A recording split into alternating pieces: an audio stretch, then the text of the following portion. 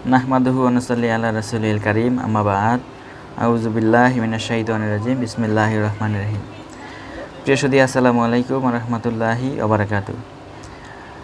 আজকে আমি যে বিষয়টি নিয়ে আলোচনা করছি সেটি হচ্ছে আরব দেশে এবং এর আশেপাশের দেশগুলোতে যে সমস্ত অলিয়া উলিয়াদের জন্ম ও অবস্থান। আমাদের বাংলাদেশে কিছু লোক বলে থাকে আরব দেশে অর্থাৎ মধ্যপ্রাচ্যে কোনো পীর মুরিদি ছিল না এবং এখনও নেই। আরও বলা হয় যে আরব দেশ কোনো পীর মুরিদি নেই। এছাড়া আরও বলা হয় যে আরব দেশে যে কাজ করা হয় না সে কাজ বাংলাদেশে আমরা করব কেন? পীর মুর্শিদকে কটাক্ষ করে বিদ্বেষ ভাব নিয়ে এই কথাগুলো বলা হয়। যারা এরকম অসম্পূর্ণ মন্তব্য করেন তাদেরকে শ্রদ্ধার সাথে এই বিষয়ে বোঝাতে চাই যে আমরা কোরআন হাদিস অনুযায়ী অর্থাৎ কোরআন ও হাদিসের আদেশ নিষেধ মোতাবেক নিজেদেরকে পরিচালনা করব এবং আমরা কোরআন ও হাদিসকে অনুসরণ করব এবং সেই মোতাবেক চলব। এটাই হচ্ছে মূল কথা। কোন দেশ কী করলো বা না করলো সেটা আমাদের দেখবার বিষয় নয়। যদি তাই হয় তাহলে আরব দেশ রাষ্ট্রীয়ভাবে রাজত্ব ব্যবস্থা চালু রয়েছে যা ইসলাম ধর্ম অনুমোদন করে না। আমি যতটুকু জানি এটি কোনো ধর্মের স্বীকৃতি দান করে না। এই রাষ্ট্রীয় রাজত্ব নিয়ম ব্যবস্থা ইসলাম ধর্মের পরিপন্থী। আমি শুধু এই একটি উদাহরণ উল্লেখ করলাম মাত্র, সেটাও বিশেষ কারণে করা হলো, নইলে তাও উল্লেখ করা হতো না। কারণ আমি কারো ওপর বৈপরীত্য ভাব নিয়ে বিরূপ আলোচনা করি না। আমি শুধু উপরোক্ত বিষয়ের জন্য কথাটি বললাম। যাক, সে কথা বলতেছিলাম যে কোনো ইসলামিক রাষ্ট্রে যা কিছু করা হোক না কেন সবই মেনে নেওয়া যাবে যদি তা ইসলাম ধর্ম অনুমোদন করে। কোনো ইসলামিক দেশে যদি পীর মুরিদি না থাকে আর সেই কারণে বাংলাদেশে পীর মুরিদি থাকবে না এমনটাও নয়। এই বইটি লেখার শুরু থেকেই পীর মুরিদি সপক্ষে বহু বিধান বা দলিল উল্লেখ করা হয়েছে। নতুন করে এখানে তা বলার আবশ্যকতা নেই। কাউকে ছোট করার জন্য আমি কিছু বলছি না, আমি শুধু সত্য কথাগুলো প্রকাশ করে যাচ্ছি মাত্র।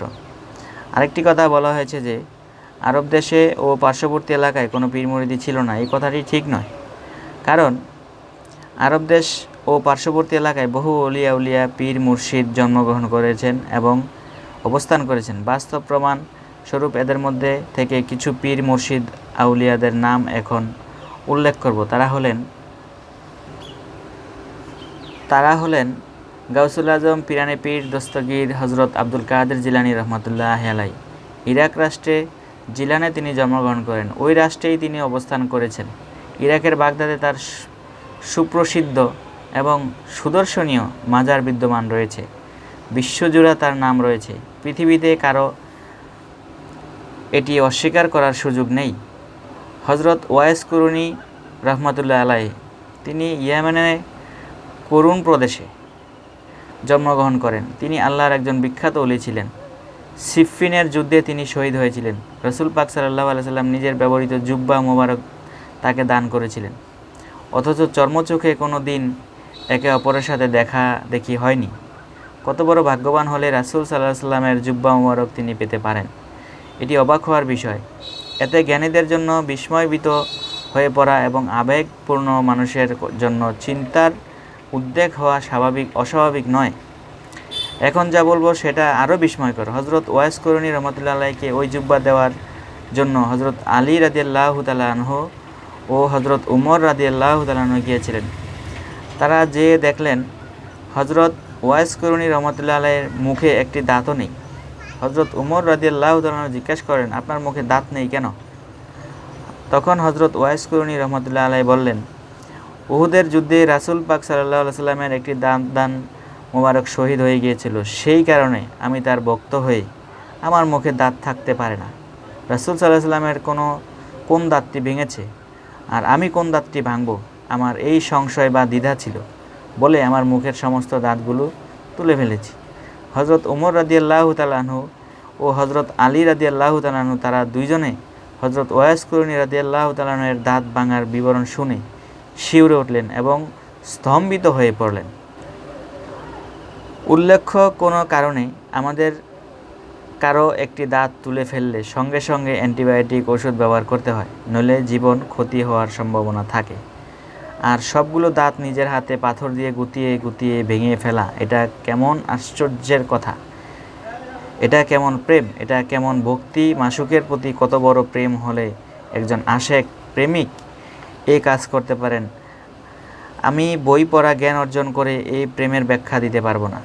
অতঃপর হজরত উমর রাদিয়াল্লাহু তাআলা আনহু হজরত ওয়াইস কুরুনী রহমতুল্লাহ আলাইহিকে দোয়া করতে অনুরোধ জানালেন। হজরত ওয়াইস কুরুনী রহমতুল্লাহ বলেন, আমি খুব বড় মাপের জ্ঞানী মানুষ নই, তবু আপনাদের জন্য সকলের জন্য দোয়া করি আপনারা ভালো থাকেন এবং কামিয়াব হন। তবে একটি কথা খুবই গ্রহণযোগ্য যে আপনাদের মাসুকের প্রতি অনুরাগ, আবেগ, বিশ্বাস, প্রেম ও ভক্তি ইত্যাদি যদি নিষ্কলুষ থাকে, তাহলে মাসুকের তরফ থেকে দোয়া নিজেই আপনাদেরকে খুঁজে বের করে নেবে। হজরত হাসান বসরি রহমতুল্লাহ আলাইহ মদিনায় জন্মগ্রহণ করেন। তিনি হজরত আলী রাদিয়াল্লাহু তাআলা আনহু-এর নিকট বায়াত হয়েছিলেন। হজরত হাসান বসরি রহমতুল্লাহ আলাইহ বলেছিলেন, মানুষের হৃদয়ে যখন আল্লাহর বিরোধিতার লেশ মাত্র কিছু থাকে না, তখন বুঝতে হবে তার মধ্যে মারিফত অর্জিত হয়েছে। তিনি আরও বলেন, মানুষের রিপুগুলোকে খুব শক্ত করে বেঁধে রাখতে হবে, কিন্তু পশুদের ক্ষেত্রে তেমনটি দরকার হয় না। হজরত হাসান বসরি রহমতুল্লাহ আলাইহ একটি বাস্তব প্রমাণ। হজরত জাফর সাদেক রহমতুল্লাহ আলাইহ বলেছিলেন, হজরত আলী রাদিয়াল্লাহু তাআলা আনহুর বংশধর। কোরআন ও ফিকহ শাস্ত্রে তার অসাধারণ ব্যুৎপত্তি ছিল। তিনি এক সময় আরব দেশের অধিবাসী ছিলেন। হজরত আবদুল্লাহ রহমতুল্লাহ আলাইহের জন্ম ইরাকের বাগদাদের কাছাকাছি মেরু নামক স্থানে। বাগদাদে বেশ কিছু জ্ঞানী, গুণী ও বুজুর্গ ব্যক্তিদের সান্নিধ্যে থেকে তিনি মক্কায় যান। মক্কা থেকে আবার তিনি মেরুতে ফিরে আসেন। কিছুদিন তিনি সেখানে থাকেন, অতঃপর তিনি আবার মক্কায় ফিরে যান এবং মক্কাতে তিনি স্থায়ীভাবে বসবাস করেছিলেন। বাস্তব প্রমাণের মধ্যে এটিও একটি। হজরত বিশর হাফিজ রহমতুল্লাহ আলাইহ তিনি বাগদাদে বসবাস করতেন। তিনি একজন আল্লাহর ওলি ছিলেন। তিনি সব সময় খালি পায়ে চলাফেরা করতেন। তিনি খালি পায়ে হেঁটে চলতেন বলে তাকে সম্মান প্রদর্শন করার জন্য ইরাকের বাগদাদের রাজপথে পশু পক্ষী মল ত্যাগ করত না। এটি সাংঘাতিকভাবে আমাদের হৃদয়কে নাড়া দেয় এবং আন্দোলিত করে। তিনি 841 খ্রিস্টাব্দে দেহত্যাগ করেন। হজরত জুন্নুন মিশরি রহমতুল্লাহ আলাইহ তিনি মিশরের অধিবাসী। তিনি একজন গুণাঢ্য আল্লাহর ওলি ছিলেন। তিনি 40 দিন করে 40 বার ধ্যান সাধনা করেছেন। তিনি মিশর দেশে ব্যবসা করতেন বলেই তার নামের সাথে মিশরি শব্দ যোগ করা হয়েছে। হজরত জুনায়েদ বাগদাদী রহমতুল্লাহ আলাইহ তিনি ইরাক রাষ্ট্রে বাগদাদে বসবাস করতেন। বাগদাদের অধিবাসী বলেই তার নামের সাথে বাগদাদী শব্দ যোগ করা হয়েছিল। তিনি একাধারে আলেম, সাধক, ইসলামী জ্ঞানের পণ্ডিত, মুফতি এবং জ্ঞানের অগ্রগামী মহাপুরুষ। তিনি 298 হিজরিতে দেহত্যাগ করেন। এটিও বাস্তব প্রমাণ। হজরত ইউসুফ ইবনে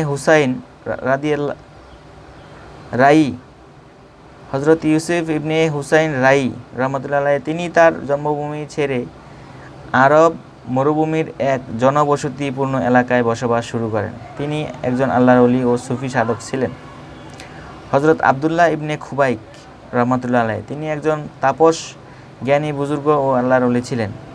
তিনি ইরাকের কুফার অধিবাসী ছিলেন। এটি বাস্তব প্রমাণ। হজরত আবু সাইদ খাজ্জার রহমতুল্লাহ আলাইহ তিনি ইরাকের বাগদাদের একজন প্রসিদ্ধ ওলি। তিনি মারিফতের ভাষ্যকার নামে পরিচিত ছিলেন। আধ্যাত্মিক বিষয়ে তিনি 400 বই লিখেছেন। শোনা যায় তিনি এতই চিন্তাশীল ও গবেষক ছিলেন যে তার জীবনের শেষ 30 বছর একটি জামার বেশি তিনি গায়ে ব্যবহার করেননি। হজরত আব্দুল ওয়াহেদ বিন জায়েদ রহমতুল্লাহ আলাইহ তিনি বসরার অধিবাসী ছিলেন। তিনি হজরত হাসান বসরি রহমতুল্লাহ আলাইহের ভক্ত ও প্রধান খলিফা ছিলেন। তিনি একজন বড় মাপের ওলি, মুর্শিদ এবং সুফি ছিলেন। হজরত ফজল ইবনে আয়াজ রহমতুল্লাহ আলাইহ তিনি আরবের পার্শ্ববর্তী এলাকার বসবাস করতেন। তিনি একজন তাপসকুলের শিরোমণি ছিলেন। তিনি হজরত আব্দুল ওয়াহেদ বিন জায়েদ রহমতুল্লাহ আলাইহের ভক্ত এবং প্রধান খলিফা ছিলেন। তিনি 188 হিজরিতে ইহলোক ত্যাগ করেন।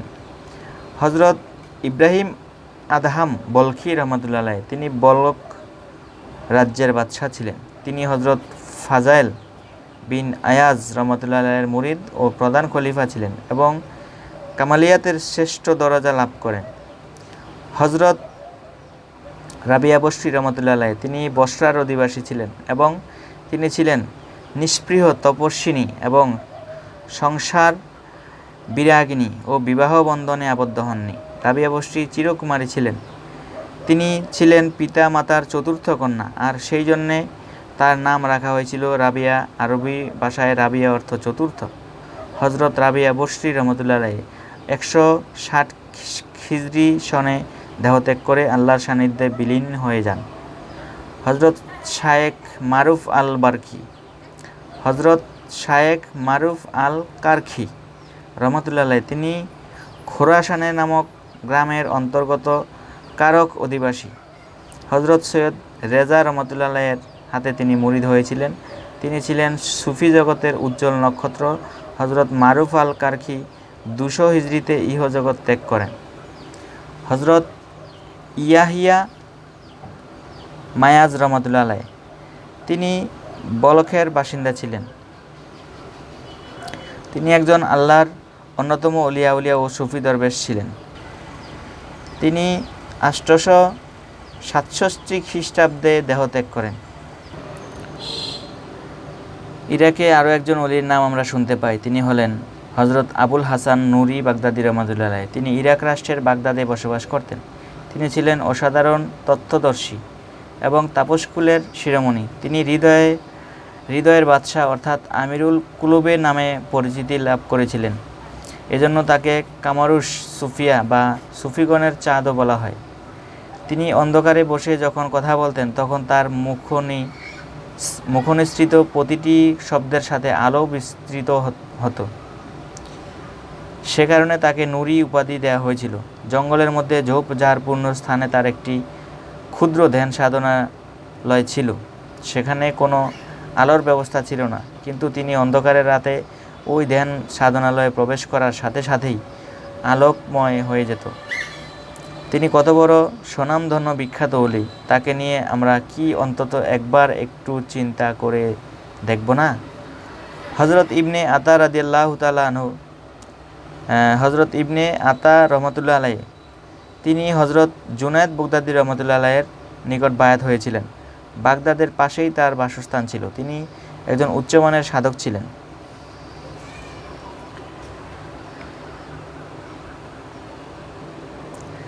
ইরাকের আরও একজন অলির নাম আমরা জানতে পাই। তিনি হচ্ছেন হজরত আব্দুল হাসান বসঙ্গী রহমতুল্লাহ আলাইহি। তিনি বুসাঙ্গ নামক স্থানে জন্মগ্রহণ করেন, তাই তার নামের সাথে বুসাঙ্গী শব্দ যোগ করা হয়েছে। কিন্তু তিনি বসবাস করতেন ইরাকে। শেষ বয়সে হজরত আবুল হাসান বুসাঙ্গী রহমতুল্লাহ আলাইহি তার জন্মভূমিতে ফিরে আসেন এবং সেখানেই তিনি দেহত্যাগ করেন। হজরত আহমদ মাশরুক রহমতুল্লাহ আলাইহি তার জন্ম হয়েছিল তুস শহরে শাহী বংশে, কিন্তু তিনি বাস করতেন ইরাকের বাগদাদ শহরে। তিনি নিজে একজন প্রকৃষ্ট সিদ্ধ পুরুষ, সিদ্ধ সাধক এবং কুতুব ছিলেন। হজরত আবু বকর শিবলি রহমতুল্লাহ আলাইহি তিনি ইরাকের বাগদাদে জন্মগ্রহণ করেন। তিনি হজরত জুনায়েদ বাগদাদী রহমতুল্লাহ আলাইহির নিকট বায়াত হয়েছিলেন। হজরত আবু বকর শিবলি রহমতুল্লাহ আলাইহি ছিলেন একনিষ্ঠ সিদ্ধ সাধক। তার জীবনে অনেক আশ্চর্য ঘটনা রয়েছে যা চিন্তাশীল মানুষকে অবাক করে দেয়। তার জন্ম বাগদাদে। তিনি 77 বছর বয়সে দেহত্যাগ করেন। হজরত বায়েজিদ বোস্তামি রহমতুল্লাহ আলাইহি আল্লাহর একজন প্রসিদ্ধ ওলি ছিলেন। এ কথা নতুন করে বলার প্রতীক্ষা রাখে না। তার পুরো নাম ছিল সুলতান আরিফিন বুরহানু মুহাক্কিসিন খলিফায়ে ইলাহি সালাম হজরত বায়েজিদ বোস্তামি রহমতুল্লাহ আলাইহি। আবার কেউ বলছেন তার নাম ছিল হজরত আবু ইয়াজিদ আল বোস্তামি। আবার কেউ বলছেন তার নাম ছিল তাইফুর ইবনে ঈসা ইবনে আদম। তবে প্রকৃতপক্ষে তিনি হজরত বায়েজিদ বোস্তামি নামেই পরিচিত। তিনি ক্যাম্পিয়ান সাগরের দক্ষিণ পূর্বে অবস্থিত পারস্যের কুমিস প্রদেশের অন্তর্গত খোরাসানের বোস্তাম শহরে জন্মগ্রহণ করেন। তার মুর্শিদের নাম ছিল সেই যুগের একজন বিখ্যাত ওলি মুর্শিদ হজরত ইমাম জাফর সাদেক রহমতুল্লাহ আলাইহি। হজরত বায়েজিদ বোস্তামি রহমতুল্লাহ আলাইহি খোরাসানের বোস্তাম শহরে আল্লাহর অলিরূপে ভূষিত হন। তিনি সুফি তত্ত্বের মধ্যে ফানা আত্মবিন্যাস অর্থাৎ নিজের অস্তিত্বকে অন্তর্হিত অবস্থায় আল্লাহর সাথে মিশিয়ে দেয়া স্তরের সিদ্ধ সাধক ছিলেন। তিনি তাসাউফ সম্পর্কিত কতিপয় পুস্তক রচনা করেছিলেন। আরব অঞ্চল থেকে বহু সুফি সাধক ইসলাম প্রচারের জন্য বাংলাদেশে আসেন। তাদের মধ্যে হযরত বায়েজিদ বোস্তামী রহমতুল্লাহ বিশেষভাবে উল্লেখযোগ্য। জানা যায় যে তিনি ইরাক থেকে বাংলাদেশে এসেছিলেন ইসলাম প্রচার করার জন্য। পরবর্তীতে তিনি বাংলাদেশ থেকে বোস্তাম শহরে পরিবর্তন করেন। খোরাসানের বোস্তাম শহরে 261 হিজরি বা 874 খ্রিস্টাব্দে এই শ্রদ্ধাদান মহান মনীষী দেহত্যাগ করেন। আরও উলিয়াগণের নাম রয়ে গেছে।